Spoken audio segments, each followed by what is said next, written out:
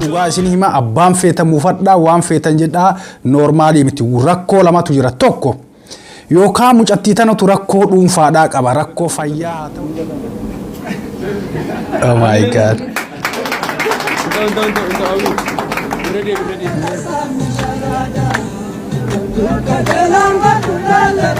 Mucayyoo tana hedduu kabaja guddaa akka qabaadhuuf na godhe. Jarri kun umriidhaanis namoota wal gitani. Umriin isaanii waliin deema. Inni garuu qaama hir'ina qaamaa wanta qabuuf intalli tun osoo hin tuffatin kabaja isaa qabduuf jaalala isaaf qabduun akka kanatti bifa kanaan aruuza ajaa'ibaa godhatanii jiran. Umriin isaanii wajjin haa dheeratu horanii deebananii waliin haa bulan jaalalli addunyaa tanaa isaanirra haa jiraatu. Qabeenyas horanii ilmaan horanii yeroo dheeraa umrii dheeraa wajjin akka jiraatan hawwii fuune kabajamtootaa fi hordoftoota mootii miidiyaa bakkuma jirtanitti nageenyi kee kan kabajaa laga qaxxaamuree tulluu qaarii isin dhaqqabu arras deebi'ee dhufee jira. Viidiyoolee ajaa'ibsiisoo viidiyoolee koflaa kan bashannanaa koflaa wantoota tokko irraa barannu isiniif qabadhee dhiyaadhee jira.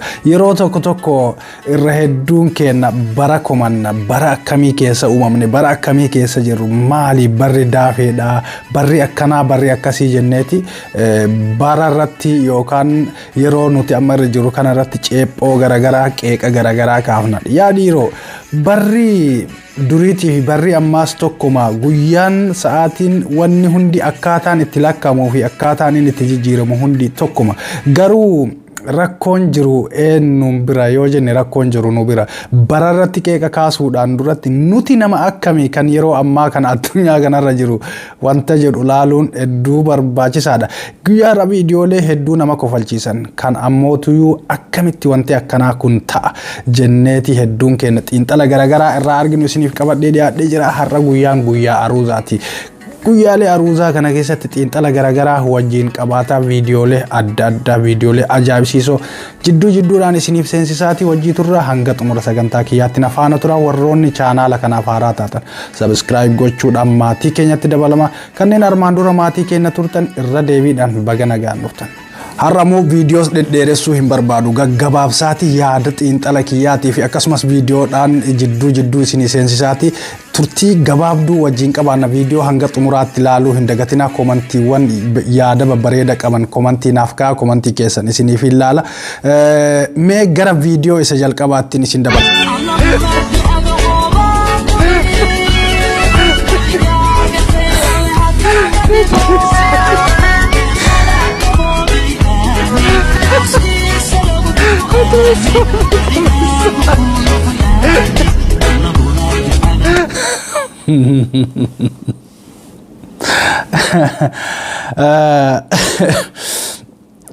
Haadhaa fi ilmatu wal fuudhutti jira.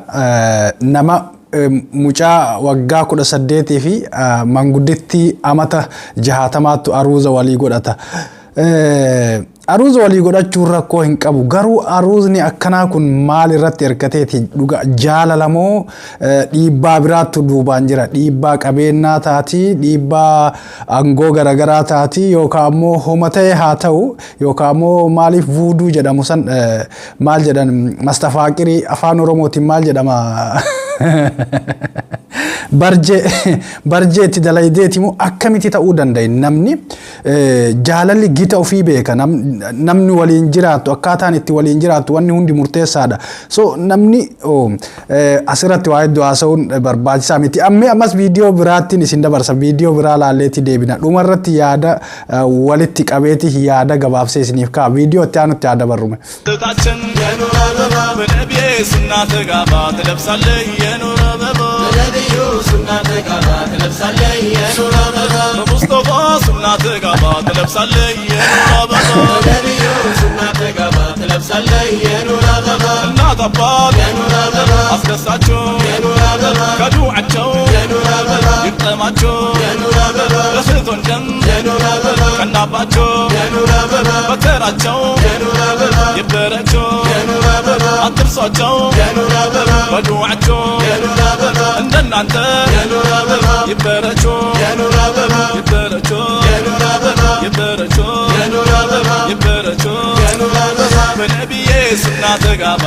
Viidiyoo kanarratti namoonni hedduun sooshaal miidiyaa irratti feesbuuk irraa haga tiiktookiitti hanga yuutuubaatti sooshaal miidiyaa wanta jedhame hundarratti maashaallah mabruuk maaliyoo yeroo jettaniin dhagaya kun ammoo it is abnormal wanni kun dhugaa isin hima abbaan feetan mufadhaa waan feetan jedhaa normaalii miti rakkoo lamatu jira tokko yookaan mucattii tanatu rakkoo dhuunfaadhaa qaba rakkoo fayyaa haa ta'u yookaan rakkoo qaamaa haa ta'u yookaan rakkoo sammuu haa ta'u rakkoo dhuunfaa rakkoo wayii qabdi. Talammata ammoo dhiibbaa cimatu duubaan jira. Dhiibbaa maatii haa ta'u yookaan ammoo dhiibbaa namichi kun manguddoon kun umriidhaan deemee jira. Qabeenya qabaa. Qabeenya kanarraa gaafa inni dabre qabeenya kana ni dhaala. Lamaan tanaan alatti namni fayyaa guutuu qabu namni sammuun isaa sirriitti yaadu intalli waggaa 16-17 yoo laalan umriin isii nama waggaa 20 gadiiti.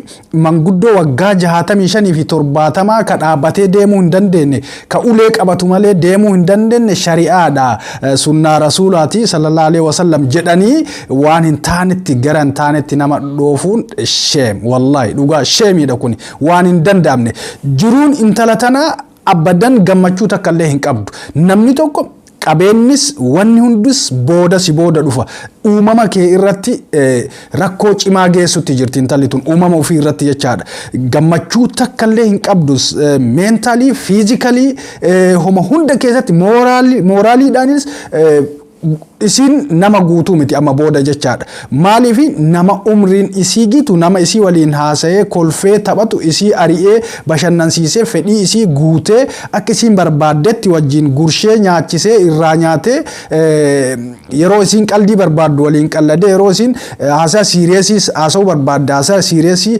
wajjin haasa'uu barbaaddi malee qabeenya laalanii yookaan ammoo sunnaadha shari'aan akkana jedhan no kuni dhibbaan dhibbatti abbaan feetan aaraa waan feetan jedha sirrii miti bakka dogongora guddaadha shamarran keenya wanta akkanaa kanarraa baradhaa qabeenyi wanni hunduu si booda dhufa yoo ati fayyaa qabaatte yoo ati gammachuu qabaatte yoo ati jireenyi kee ifaa ta'e waan hundayyuu booda argachuu dandeenya jireenya dukkanaa keessa nama si wajjin kolfee hin taphanne kazaraa isaa qabdee nama ulee taatee tinnisa taatee waan hin taane aslan waan akkanaa miidiyaa irratti sooshaal miidiyaa irratti fiduunuyyuu barbaachisaa miti kuni akka lamatti ilaalan tokkoffaa shamarran hangana hunda rakasanii jechuu agarsiisa lammaffaa ammootuyyuu isin qabeenyatu isin bitaa hanga feete bareedduu ta'e miidhagduu ta'e waan fedhe ta'e namni qabeenya qabaannaan fedhe dullachaami du'aan reeffa keessaallee isin bitaa kan agarsiisa so mooraalii shamarraniitiif dubartootaatiif kun sirrii miti gonkuma wanni akkanaa godhamuu hin qabu dogongora guddaadha jedha mee ammas viidiyoo itti aanutti dabarra viidiyooleen kiyya guyyaa har'aa aruuzaa fi aruustota irratti kan xiyyeeffateedha mee viidiyoo biraa viidiyoo ajaa'ibaa laalleetti deebina ammas na faana tura.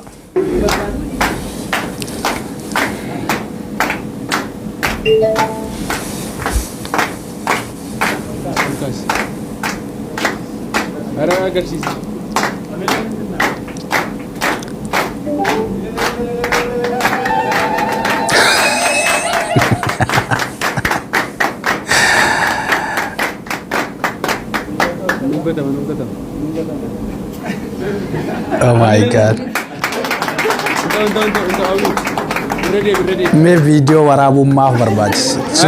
Dursa yaalii goosisuu qaban ture sila akkaataatti qubee walitti godhan akkaataatti wal dhungatan roomaantik wanta ta'e kana dursa osoo viidiyoon godhin miskiin.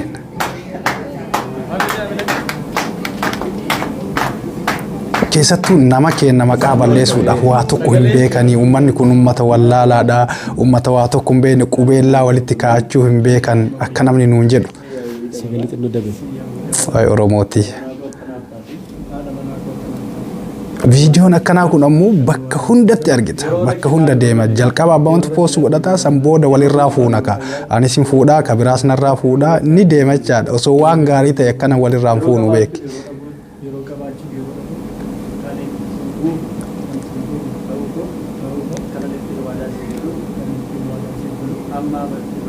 Harka dhungadhu naan qubee dhungatti qubee fuudhaa artisiiti no kasilaa dhiiraa moo harka ol bal'iseeti akka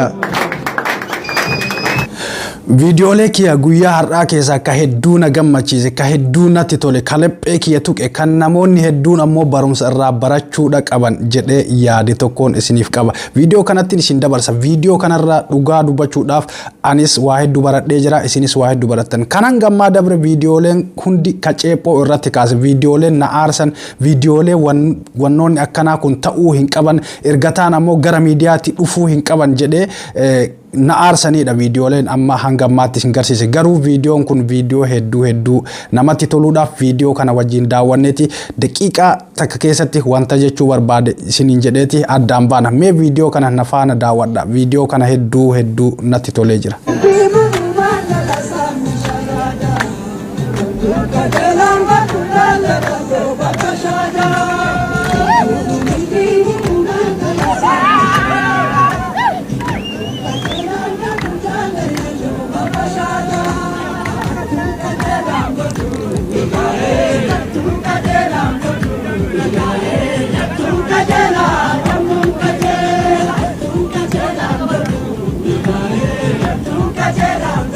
Tole kabajamtootaa fi hordoftoota mootii miidiyaadhaa viidiyoo kana hedduu akka jaallattan viidiyoon kun onnee keessan akka tuqe shakkii tokkollee hin qabu. An viidiyoo kana hedduu itti gammadeera. Ilmi namaa kabajamuu ka qabu namummaa isaatiin, maalummaa isaatiin. Namni akka namaatti erga uumame, nama ta'ee erga uumame rakkoo qaamaa, hir'ina qaamaa yoo qabaates namni nama ta'uu isaa beekuudha. Ilmi namaa kan laalamu mormaa oli malee mormaa gadiimi. Sababni isaas ilmi namaa kamuu kan yaadu, kan waa hunda hojjechuu danda'u sammuu isaatiin mormaa oliini. Miila kee yoo sirraa muran, harka kee yoo sirraa muran, qaamni kee achii gadi harki kee yoo sirraa murame jiraachuu dandeetta. Akka nama kamiitittuu wantoota barbaachisan hunda hojjattee jiraachuu dandeetta. Garuu mormi kee asii ol sirraa muramnaan sakandii takkaaf jiraachuu hin dandeettu. Kanaaf ilmi namaa kabajamuu ka qabu asii oliini malee achii gadiin hir'ina qaamaa wantoota rakkoo garagaraa sirra jiruuni miti. Mucaayoo tana hedduu kabaja guddaa akka qabaadhuuf na godhe. Jarri kun umriidhaanis namoota wal gitani. Umriin isaanii waliin deema.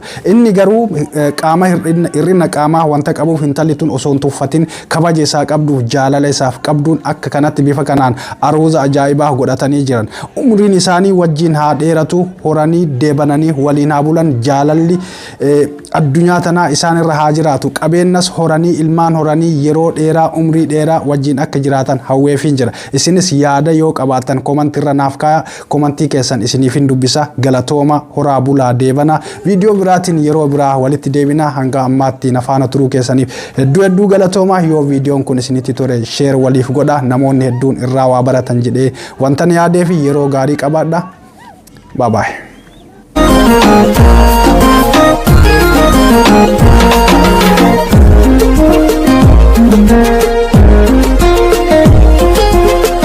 Thank you.